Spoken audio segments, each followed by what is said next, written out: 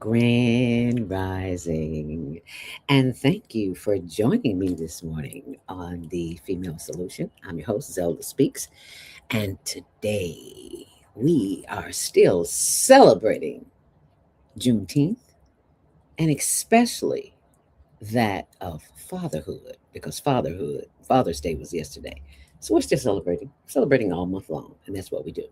And today we're going to have a special guest who is an author as well as an educator, Mr. Corey House, and he will be joining us very shortly. But in the meantime, in between time, let me tell you just a little something about what happened over the past weekend. If it was your birthday, we celebrate your birthday with you. Happy Earth Day, birthday, born day. And if you will take a look at our Facebook page, and I'll come back to that a little bit later. We can tell you a little bit more about that. And also,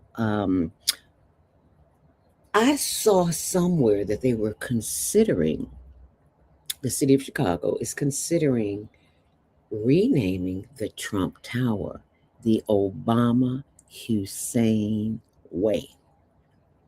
And I'd like to know what you think about that. So, if you would like to share that, we'd love to hear what you have to say in the comments. But in the meantime, in between time, if you are not familiar with the Female Solution, let me tell you just a little bit about who we are and what we do since we're on 7 days a week. So check this out and be sure and share it. Women have the power to transform this world. We can end crime and violence if we all agree to do one thing: share. Let's share our wisdom, share our time, share our talents, share our finances, but most of all, let's share our love. This is the Female Solution.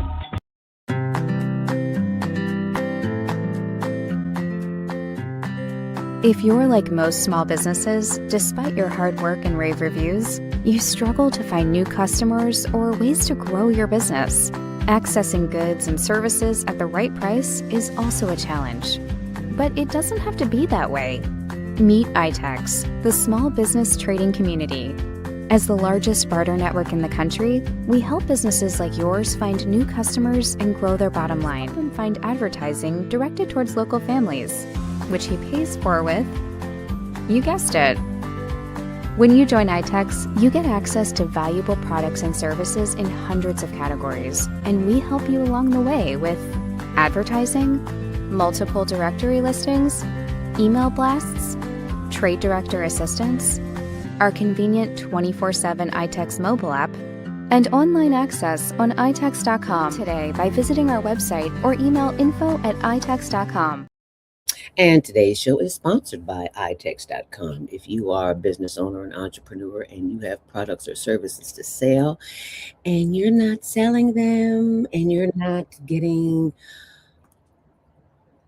the attention or the orders that you want or the business that you want, then you might want to go to chicago.itex.com because this is where we say you pay attention or pay cash. So which would you rather do? I'd rather you pay attention so that you can get $100 and go shopping immediately. How do you do that? You mentioned the promo code Zelda, Zelda, and that way you too can get that $100 and go shopping anytime, any place, anywhere, and it's online. Everything's online. And if you are still celebrating, we are celebrating with you. And today's guest is a young man from the ATL and his lovely wife Yolanda from she's here on the Female Solution, what woke looks like. And her husband will be joining us as we welcome him to Monday Morning Mindfulness. And let us be reminded that the information that you get here today is crucial that you share it. So let us bring to the podium our very own Father of the Year, Educator of the Year, Man of the Year, Juneteenth of the Year, and we're celebrating here today on the Female Solution. Grand Rising! Welcome, my brother.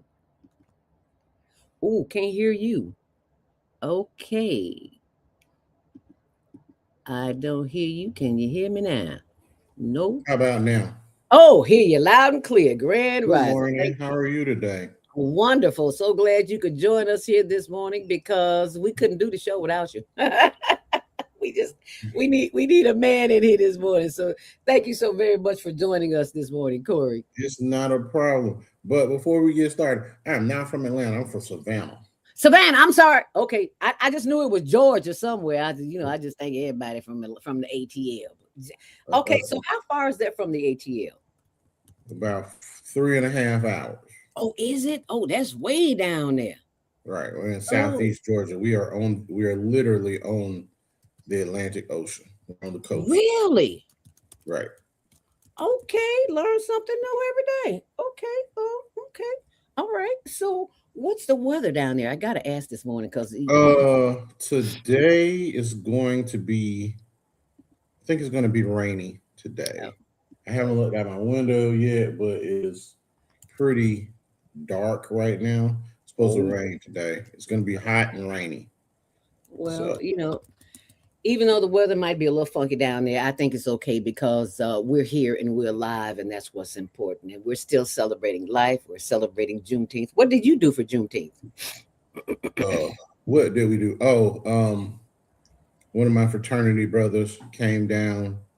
Um we took our wives out and, you know, had a grand old time. So All right. that was our Juneteenth. I love the word that you said. We had a grand old time because a lot of times folks go places and they don't have a good time. So I'm very glad to hear that. And I wanted to have you on because I didn't read our affirmation for the day. I always read our affirmation, but I wanted you on because I wanted you to participate in this. So I hope you don't mind if I read the word. No problem. Go right ahead. Wonderful. It's taken from Inspirational Conversation, and we're talking about wealth affirmations because we are in a time where we need to be repeating the affirmation, the struggle is over. Can somebody say that with me, please? Because I'm not alone. The struggle is over. The struggle is over. All right, now the struggle begins and ends right here. That's why we're taking wealth affirmations this morning. And it says, affirmations are tools for changing consciousness. In order to attain true wealth, we must identify and develop a wealthy state of being. Wealth on the physical plane is simply a manifestation of what's going on mentally. Today, we affirm true wealth for ourselves by repeating the following to ourselves. It is better to repeat it out loud, preferably alone, but since we're all here together, we'll repeat it together. So say this with me: I am perfect, I am perfect, whole, and complete just as I am. whole and complete just as I am. I have everything I need. I have everything I need. I am in perfect health, and if not, I do something daily to make it so. I am in perfect health, and if not, I do something daily to make it so. Amen. Now, just try these on for size and see how it feels. It may feel strange for some, and you may even get some resistant thoughts. That's good. The garbage always has to be taken out daily, or it begins to fester. If the illusion of illness appears, practice it anyway. Remember, as a man thinketh, and so is he. And so That it is is. true. Amen. That And is I have true. a thinking man on the show this morning who has been blessed with the gift of not only auditory skills, but writing skills. How did this whole process begin? How did your Um, journey begin? well, I mean, I've been writing most of my life, so I am a I've a couple of poetry uh books available. I just well last year I was afforded the opportunity to get a major book deal for two novels that I wrote. Um, it was a two-book deal. So one novel, and then I had to fulfill the the contract by producing another novel. So thankfully, I had already had one in the works. So I fulfilled my deal, the parameters of my deal in April of this year. Mm-hmm. Uh, and I'm currently working on my third novel. The two previous novels will be published next year in January and probably April of next year. I had no idea that books take so long to come to print. Uh, Oh, Once you turn a book into your publisher, it generally takes a year for it to come to print and to publication because they publish books in seasons. mm. So depending on how confident in your book they are, the earlier they publish it. So Oh, my wow. book, both of my books, one is called Freedom Summer, is will be published in January of 2027, and the other one called Perseverance Georgia, A Reckoning with the Devil, will be published in should be published in April of 27. Okay, now can we just take a moment and receive this, sir? That was for the first book. That was for the second book. And all the books that will follow. Thank you for allowing me to give you your flowers while you are still here with us. Well, thank you. Because our men are not appreciated in this country. So it is up to us, the women, to do that. So feel free to proceed. Oh, and by the way, I did not mention, did I say Happy Father's Day yesterday? I don't think I did. No, but thank you. Thank You you. are, and I know you're a phenomenal father because you have a phenomenal wife and you have a phenomenal life. You have phenomenal books and you got a phenomenal story. So please continue to share. Okay. Let's see. Where am I? I'm in the middle of writing my third book now. And what's the title of it? The third book will be called and watch, it just flew away. No, it's called what is it called? Oh, I'll when come back to it in a minute. okay. I'll come Well, back to it in a minute. It's gonna pop welcome in to my my head. world. It's gonna pop in my head. I'm having a senior moment. Uh, But welcome, welcome to my world. It's not a and big it just deal. popped in my head. Okay. The book Okay. is called Finding Providence. Is it on your Instagram page? Not yet. Nothing is on my Instagram page yet, But I just except still want to pull up your my Instagram page. posters. But there's a couple of And I need to one follow of you. those are my poster for Freedom Summer. Oh, okay, right here. Pen, Yeah, paper, and power. Love, love, love, love, love it. yeah. Pen, paper, and power is that's my daily affirmation. Oh, I love For it. Okay. just for writing. Uh, that Okay. poster there is probably that's an open mic that we did, that myself and the writing collective that I'm a part of did last year as well. Okay. Um, Oh, you that's got also one of the posters. We call those sessions, those open mics, the therapy sessions, because people get to come and they got to come and read their poetry or or read an excerpt or just talk for a second about things that concern them right. in the world. Um, Unfortunately, we don't have neither my writing partner in the collective or I have a chance to do therapy sessions anymore. Both of us are pretty busy. He's primarily a poet, so he's working on that. He's working on a new book now, and he's being pretty tight, holding his cards pretty close to the vest about what the name of the book is. He'll eventually tell me at some point. Okay. But Wow, you have been busy. Freedom Summer. yeah, Is that is a no that is the novella that led to the novel.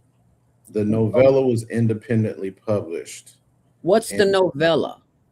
it's a short form of the novel. Oh, Um, okay. the when I initially presented the novella, and the publishing company, which is Urban Books LLC, was they the publishers at Urban Books were like, okay, this is a great book, it's wonderful. However, we need you to double the size of the book. Oh, So that initial book was like maybe 37,000 pages. 37 who? 30, not 37,000 pages, Who? 37,000 words, excuse me. Okay. 37,000 words. I said, you wrote the So Bible, not didn't pages. I'm you? not that prolific of a writer yet. But it was 37,000 words. Okay. And they said, well, we need you to at least double the size of the book in order to publish it.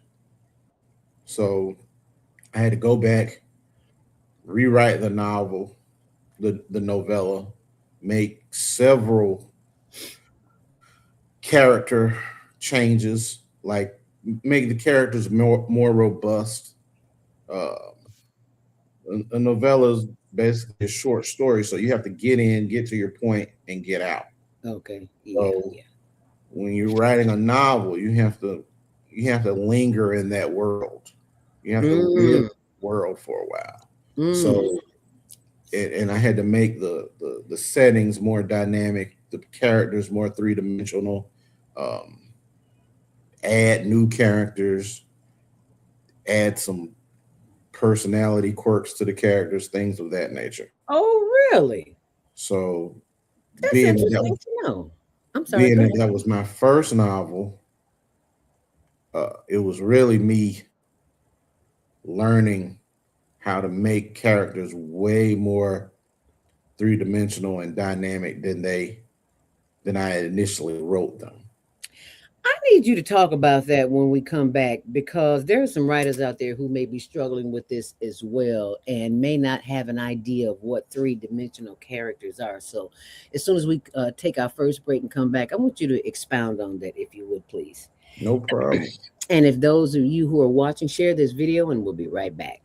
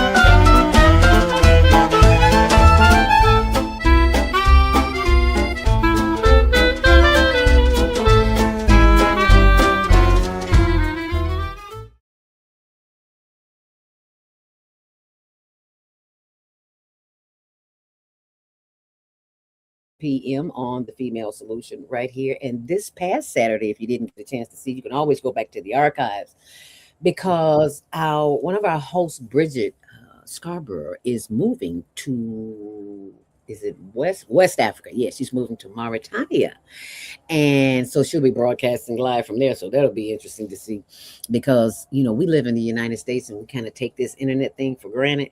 It's not all that way all over the world. So kudos to you, girl, because we will definitely be there to see you. Bridget Scarborough is going to Mauritania, West Africa, where it's nice and hot 24/7, just like it is in Savannah, Georgia. I love it. I can't wait to visit. Now, before we went to commercial break, I asked you to think about that where you talked about the characters, the three dimension. What does that mean as it as it relates to characters in the book? Well, I mean, a three-dimensional character. Um, it's more like I'm making the character more human, more like you and I. We are three-dimensional characters. We have layers. We have personality quirks. We have um, we have ways of communicating that are very unique to us. Okay. So, you know, when we're dealing with people and we say, oh my God, they're strange, they're weird, or I really like them, or I like the way they do this or that.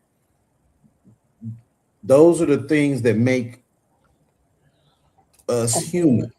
That's our Okay. human experience. Our little So quirks, idiosyncrasies. yeah, our little Okay. idiosyncrasies, the things that make us us. Okay. So you and those things are basically drawn from family experience, life experience, the the mate that you have, things of that nature. Okay. So I'll give you an example for Freedom Summer. The main character is this. He's a lawyer. He's a civil rights lawyer, and his name is Wesley Parler.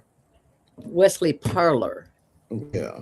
Okay. So I the initial his and he was very three dimensional from the beginning because the book was about him and how he traverses this situation that he's going through. But he had a wife, and his wife was named Virginia Parler, and she was kind of a background character. You Mm. know, she didn't have many, she didn't have much dialogue in the book, just a little initially, and then we were off into the action.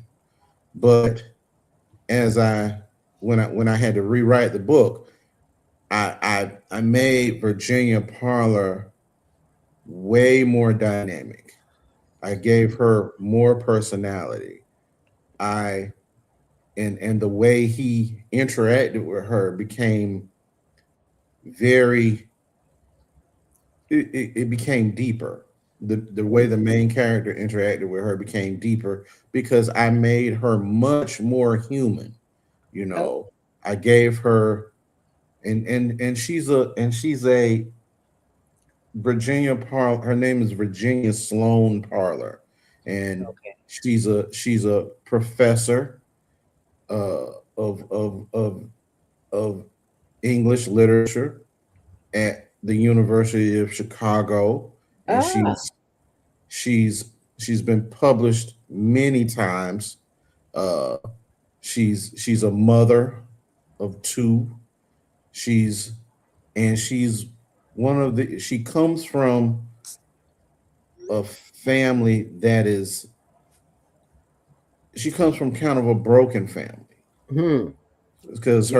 her parents died when she was very young. Ooh. So she was raised by her grandparents, Okay. and her grandparents raised her in such a way that she was able to she attended Spelman, Mm. she attended grad school at Howard, um, and she just became this bigger character. And Mm. she's a woman of the she's a woman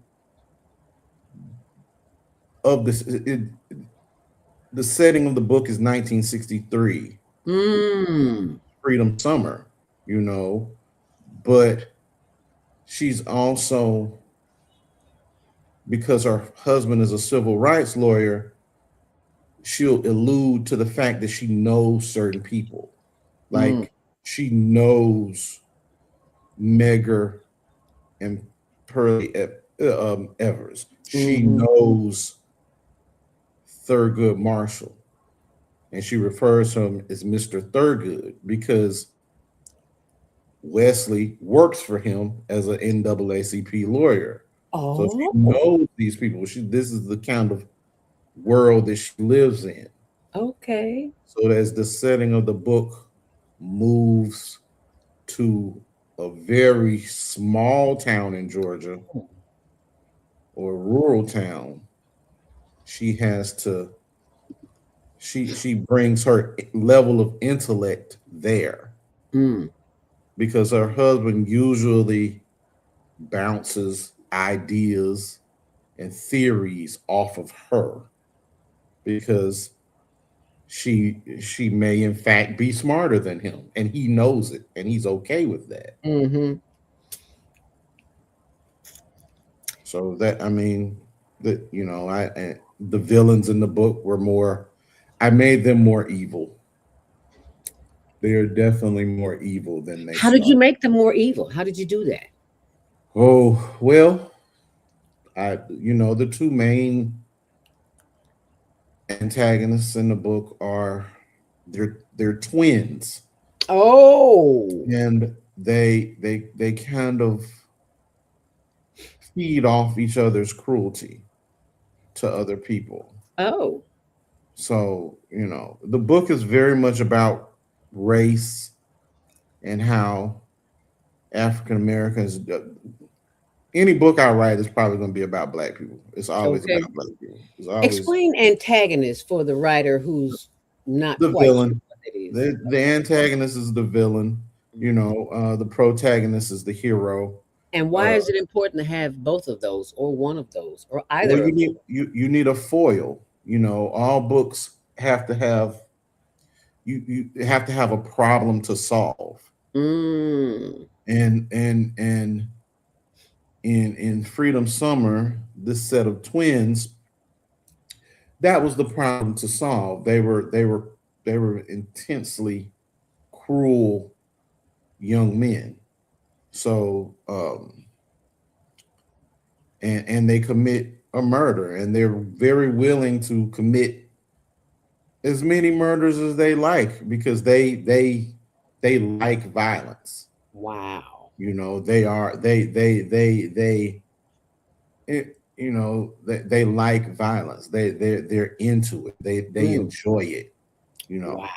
and most people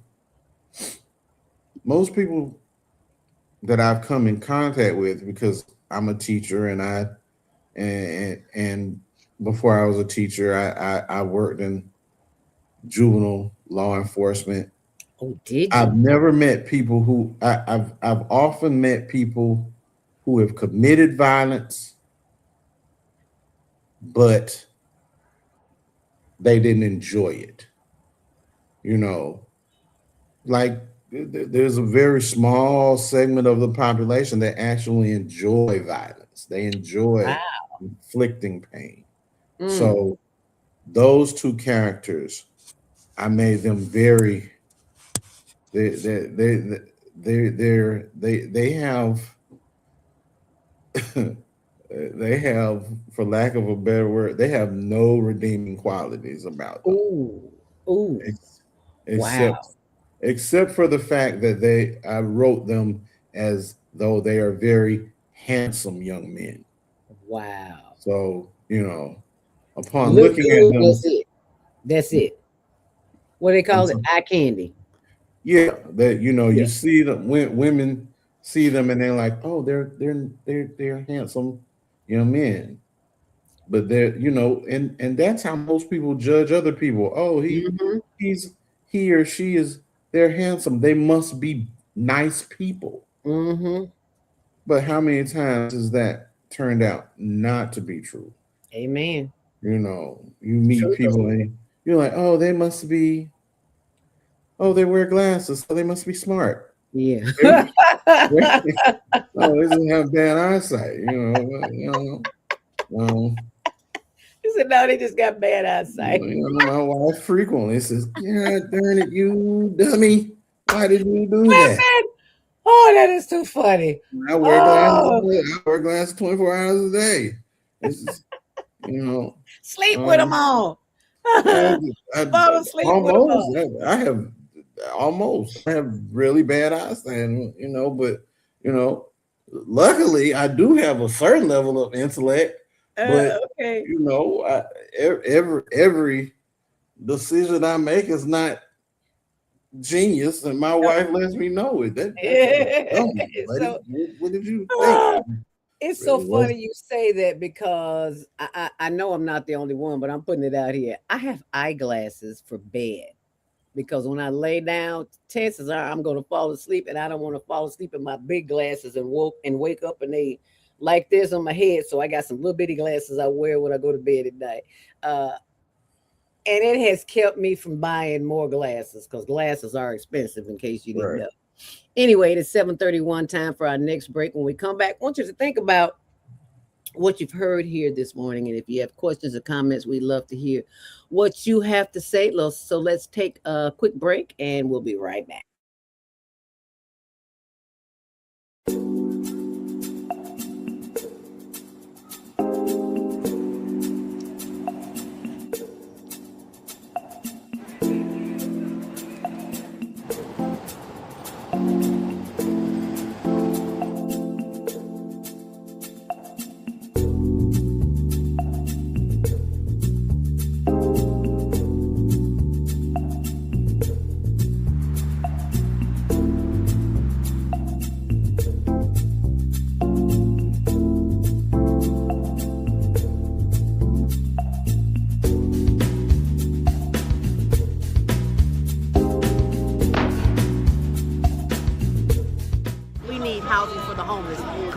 Brother, in which we're doing this documentary for Douglas Robinson, Your Death Will Not Be in Vain.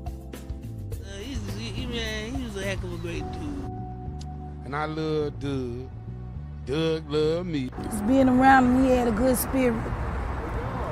He was a healing person. They are there. Get SROs back. When you give to the poor, should not be forced out of their neighborhoods when it goes through a period of transformation.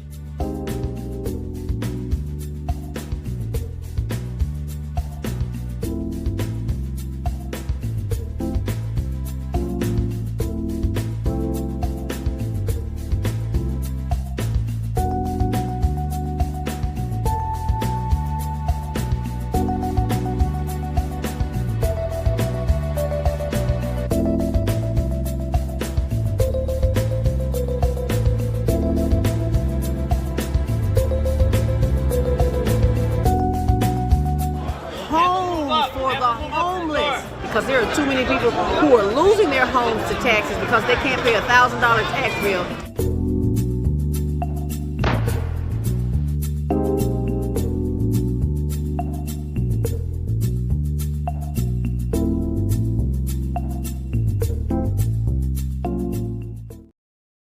And thank you for joining us back here on The Female Solution. That what you just saw is a video of my little brother, Douglas Robinson, who was murdered in Tent City. Well, I'm sure you've seen the story, but it is imperative that we take the time to acknowledge that there are folks who are going through a whole lot more than what we ever thought we could go through. And I just want to show you a little bit of the work that we do here on The Female Solution, on the Higher Learning Network TV show, which airs on The Female Solution. This is us hunting for people to feed because we know they're...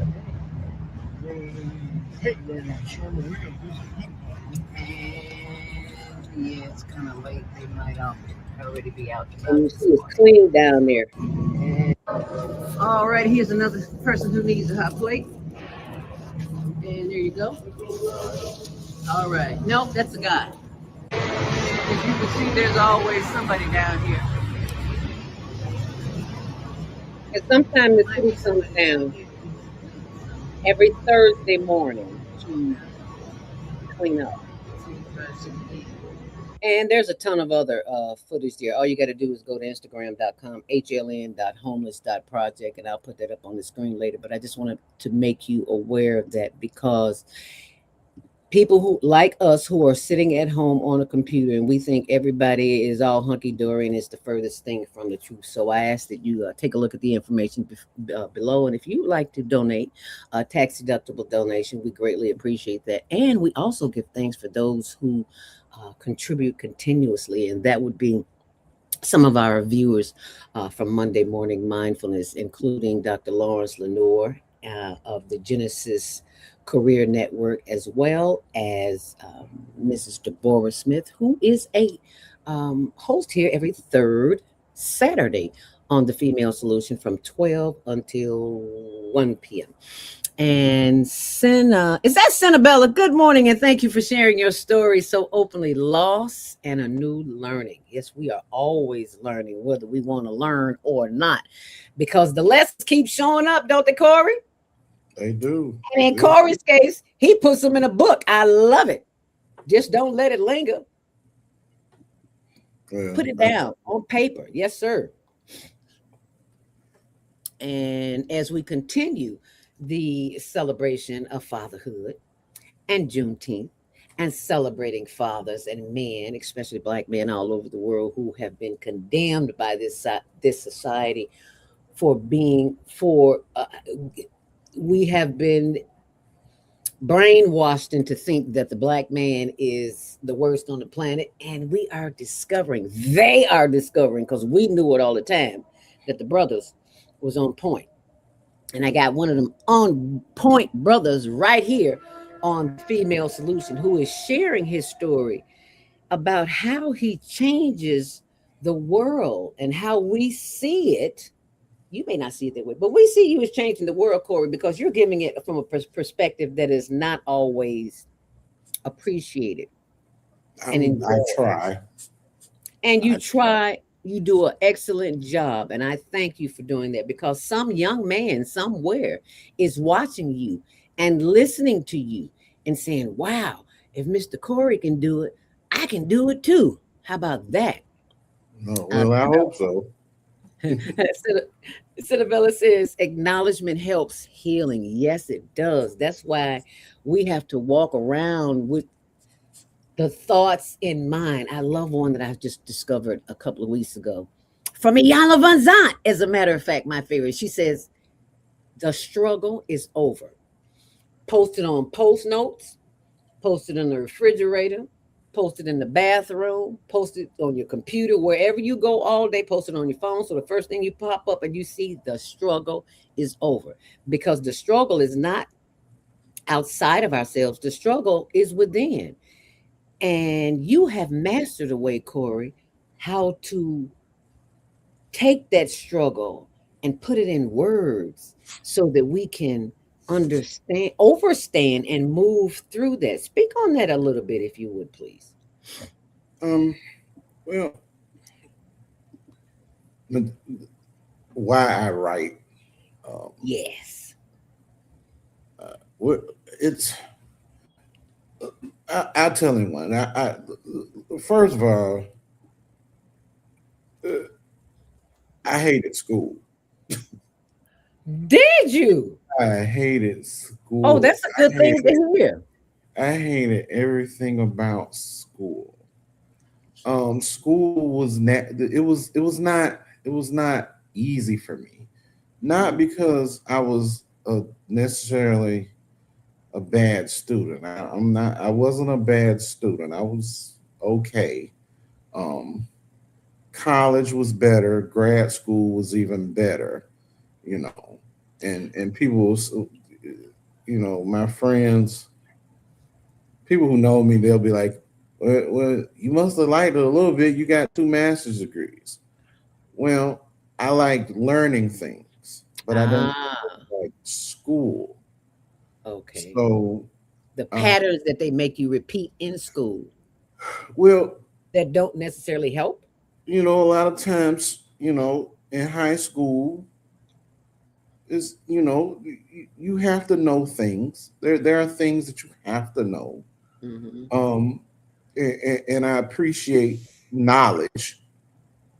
I didn't appreciate school because I had very few good teachers. I had a few Mm. that were really good teachers. And one of the reasons that was eventually one of the reasons why I became a teacher. Mm-mm. Because I wanted to be good at it. I wanted to be good at being a teacher. You know, um, and I became a writer because, well, I had always written. I had things that I needed to write about. I had, I didn't. I had a comfortable childhood, but it wasn't. My father and I were always, everything was contentious. Oh. So when you can't necessarily challenge your father because he's bigger than you. Ah. but, Duh. but I could write about it. And I wasn't a I wasn't a TV person. I still am not. My wife and I watch certain things. Most of the time the TV's off. And I was Mm. always thinking about things. And I was always making up these little stories and these little scenarios. So I would write them out. You know, I wouldn't read them to anybody. I'd read them to myself. I'd write out these little books and these little poems and these little things. A person like that in the 80s was not, it wasn't necessarily the most popular thing to be. Everybody wanted to, you know, you should play football, you should play basketball, you should play this, and and I liked some sports, but they were the sports that I liked were individual sports. Mm. I liked wrestling, I liked boxing, I liked things like that. I didn't like to play. I didn't like You like teams. Mean Joe Green? Please tell me you like Mean Joe I Green. didn't like. I mean, I liked certain athletes, Yeah. but I didn't. I'm a wrestling fan, that's why. I've never been yeah, I liked Greco-Roman wrestling, and I did that, but I didn't. I wasn't a team sport person. Mm. Things would, things get peoply. Sonabella asked the questions. Did school feed you what you needed? Certain teachers did. Ah. Certain teachers did. There She were said certain good morning, sir. teachers. I had certain teachers that would always be like, well, how do you know that? Well, I read Mm. it somewhere. Um, I wasn't a studier. I was a good listener. Mm. And I would sit in class and it's, if it was interesting, I'd listen to it and I could remember it, but I wasn't a studier. I wasn't trying to do that. Um, the teachers who were very good made me want to teach. Ah. What are their So names? You um, remember them? in college, there were two teachers. Um, one was a man named Ratanlal Gupta, Rothenlaw Gupta. and he was from southern India. Uh-huh. Gupta's a And he proper uh he was really interesting man. He was married to this he was married to this African American lady, and they had this. I don't know. He had this weird dynamic, but he would always everything he taught was in conjunction with relationships with women. name. Really? It'd be like anything, and he taught he taught he taught he taught in the sociology department Mm. at Fort Valley State University. Where's that at? And that's in Fort Valley, Georgia. It's an HBCU. And that's Oh, where okay. See, I didn't know that. that's where I first went to school. I didn't graduate from there. I graduated from Georgia Southern University. Okay. But the second teacher I had was another Indian guy, Mm. and his name was VJ Singh, Mm. and he taught this class because I was a political science major, and he taught this class called International Terrorism. Mm. Oh. And he was my uh, he was my advisor when I got to Georgia Southern. Did he And he always was give like, you good advice? he did. He was like, he did. Because he was like, you he was like, you will take all your classes, all of your major classes from me. Mm. And because you have a good mind and you need to, but you don't know how to use it. Oh. He's a very direct guy. And I Okay. liked him. I know you did. There was a lady named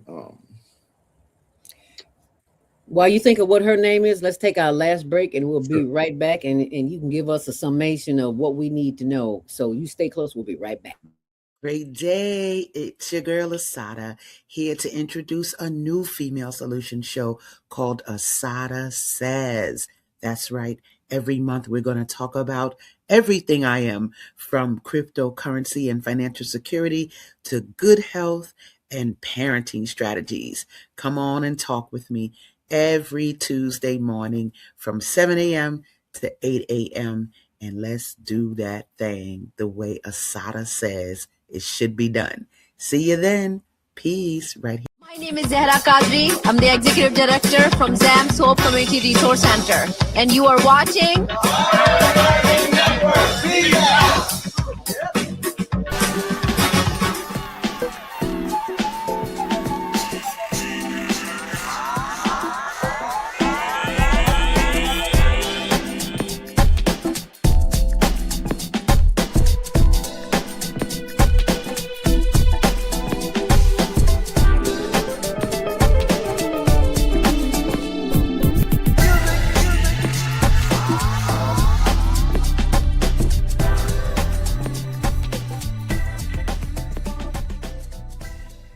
Hi, I'm Brandon. Hi, I'm Aisha. And you're watching the Babes to Bags podcast training on the Higher Learning TV show. Station number 9. On all streaming platforms. Period.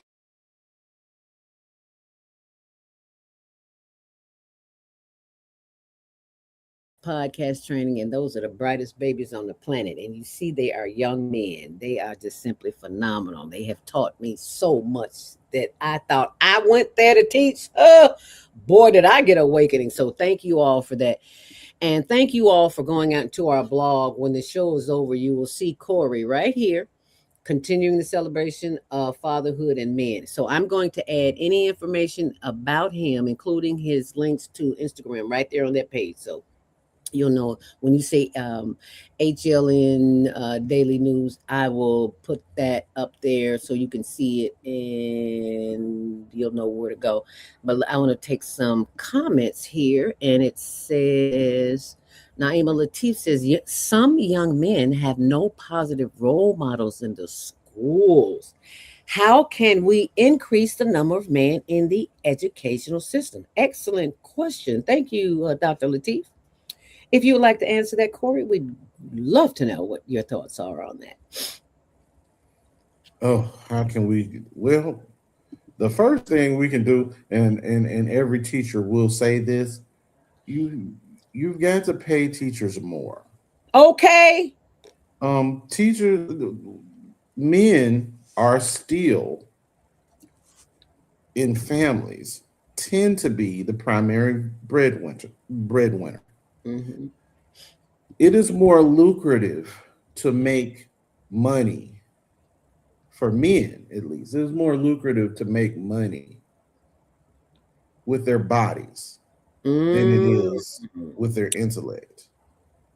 So, men have jobs where, they can work in a factory, they can do this or that, and those are jobs where you use your body. You don't necessarily have to use a lot of intellect, as in figure out this problem. You know, um, you have to make it more attractive for. I've had male teachers, and most of the male teachers I've had are very good. Most of the male teachers that I work with are very good teachers. But there's not a lot of us. There's certainly not a lot of black male teachers. Just because it's just not. You have to make a choice to teach. Yes, you do. You'll never get rich. You'll never get rich. So you definitely have to make a choice to teach. Because it's a calling. I tell people all the time. They ask me if I'm feeling in a joking mood, and what do you do for a living? And I'm always like, the Lord's work. Okay. Because I teach in a system where I teach all girls. Oh. So. Wow. And I teach, that's the school that I teach, and I teach all girls. I have a class of 20 girls between the ages of 12 to 16. Wow. So, and I've done that for years. I've taught males before, and I enjoyed it. But I've always. Is that a strategy? I'm sorry, I gotta ask the questions before I forget it. I wonder, is that a strategy to get the girls to stay in school? Give them a man teacher as opposed to a woman teacher, because things have changed. They're a little bit more. I don't know if that's a strategy. I don't know if I look fatherly. Maybe I look fatherly. Maybe I act fatherly. And they need that because most of us didn't grow up with a father. I work in a school where these children are marked by trauma. And these young ladies are marked by trauma. Yes. So, a lot of times I get to think the comment, Mr. Corey, you're the first male I've ever trusted. Okay, well, that's an issue in and of itself. I think a lot of those young ladies have had situations where they've been trafficked or taken advantage of by people, hence their trauma. I don't know. That's a situation between, God and the angels. So I don't question it. You just pay attention. Wherever they show up, I teach them. That's it. Make it simple. They show up. Dr. Latif says you are probably a father figure for a lot of fatherless girls. Have they ever come to you for fatherly advice? Yeah, they have.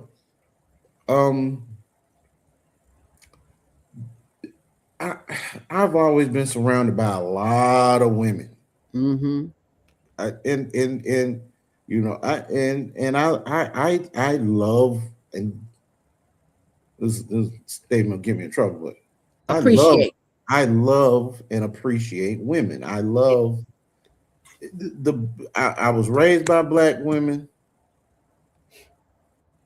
I had my mother, my grandmother, both of my grandmothers, my great grandmother, all of my aunts, all of them are educators. Most of them are educators. I've been raised by the Black woman. I don't think you'll get in trouble for that. Generally, when I write, the person that is the most dynamic in the book is a woman. Mm-hmm. The newest book that I'm writing now, Finding Providence, it's about a Southern Black family. It's always about a Southern Black family. Okay.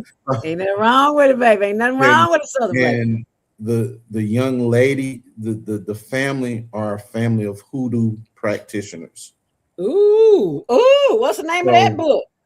It's called Finding Providence. Finding Providence. And I will definitely include that on the blog. As soon as I find I'm thinking I'm going to be with the same publishing company, but I have to run the book by them first. Okay. But it's always, there's always strong Black women in the books, because I was raised by strong Black women. My grandmothers and my mother, they didn't take no. What's Granny's name? I'm sorry? What's Granny's name? Oh, my grandmother's? Yeah, we always want to get Williams, Ida Lou Williams, Bobby Hops, and Elizabeth Hops. All right. We are very grateful for the Hops ancestors this morning. Because of them, you are here, and we are so appreciate that. Let me get this last comment. We got about 2 minutes. Our society, Cinabella says, our society is so fractured when it comes to this. Male or female teachers, doctors, counsel, fear of harm. Yeah, that's a big issue going on. And last but not least, I just wanted to pull up my blog, zeldaspeaks.wordpress.com, to show you where my blog, which I post information, and I want to share with you that we're officially at the Taste of Chicago in July, so you can check that out, because I'll be right there at my girls' booths, Soul Ingredient Catering, when I will be eating up everything that ain't moving. No, but don't tell her I said that. Okay. All right. I just want to share that with y'all. But thank you so very much. Give us a closing statement. We got 1 minute, Corey. Where did the time go? But we got to let you have the last word. Please give us a closing statement. My last closing statement is be curious, not judgmental. Oh, I love that. Be curious, not judgmental. Can you expound on that? I mean, I think it speaks for itself. I think a lot of people are judgmental rather than asking the question, why? Why is this person like this? I always ask my students, why? What, even because I work with students with trauma, these traumas turn into negative behaviors usually. And I always ask them, I never ask what's wrong with you. I always ask, what do you need? Oh. Right now, tell me what you need. What do you need now? You're having this issue. It's not you think it's a big deal, and it is a big deal, but what you're having is a human experience. All right, now there are 7.5 billion human experiences right now. You're one of them, but I need to know what you need. Okay. And once you know what that need is, you can address it. We can address it. Even if we can't make it happen, we can talk about it and figure it out, because I may not be able to address your need. I may not be able to figure it out, but I can certainly find someone who can figure it out. And that's what we all need. We need there is no one on this planet that does not need help. Thank you. No one. Thank you for being here, helping. Be curious, not judgmental. Oh, I love it. Cinabella says, please remain fatherly. And we thank you for that, Cinabella. Not quite sure friendly is likely seen as untrusted. Not quite sure what that means. Friendly is seen as untrusted? You're going to have to clear that up for me. Okay, it is that time of year. Did I say that our show, our society is so fractured when it comes to this male or female teachers counsel fear of harm? Yeah, I did. Okay, but thank you so. It's 8 o'clock. Where's the time gone? Thank you so very much. Thank you, Yolanda, for allowing us the privilege of having your lovely husband on this morning, a father well worth listening to. We are so grateful to have had you here this morning. Give us a 10-second close right quick.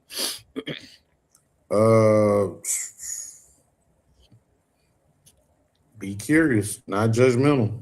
I love it. Thank you so. That's my mantra. All right, thank you. I'll see y'all back here tonight with Bird's World, the publishing queen at 7 p.m. and Asada at 7 a.m. in the morning. And we will see you then. Stay on purpose, stay empowered, and stay tuned for your next Monday Morning Mindfulness. Bye, Corey. Bye, Yolanda. Thank you. And thank you all for listening and joining us this morning. Is Monday morning a struggle to get out of bed into the swing of things? Well, don't worry. You are not alone. Join us for thought-provoking, stimulating, and mindful conversations on higher learning with Zelda Speaks for your Monday morning mindfulness sessions on Blog Talk Radio, The Female Solution, Mondays, 7 until 9 a.m. Be sure and send your ideas, thoughts, comments, and suggestions. Also, if you'd like to be a guest on the show, visit ZeldaSpeaks.com and send us your info. We'd love to have you. Experience mindfulness moments with the mindfulness/stress relief coach, Zelda Speaks. And thanks for sharing the mindfulness moment tip of the day. Stay on purpose, stay empowered, and stay tuned to your next session of Mindfulness on Higher Learning with Zelda Speaks. Make it a mindful day. And thanks for listening.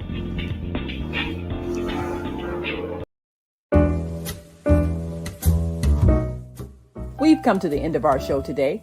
If you missed any broadcasts, go to our website for the audio and video archives at www.thefemalesolution.com.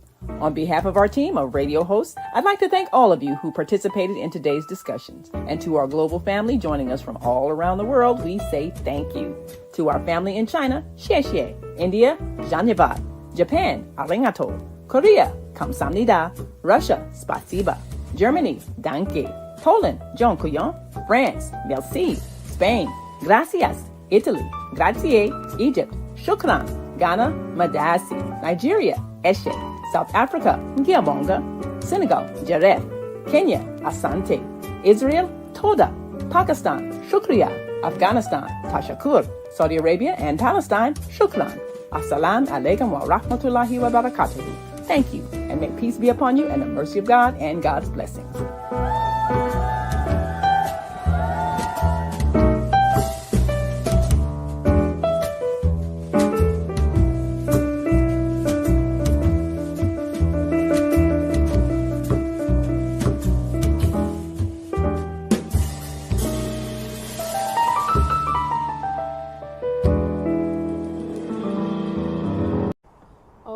Beautiful morning, oh what a beautiful day.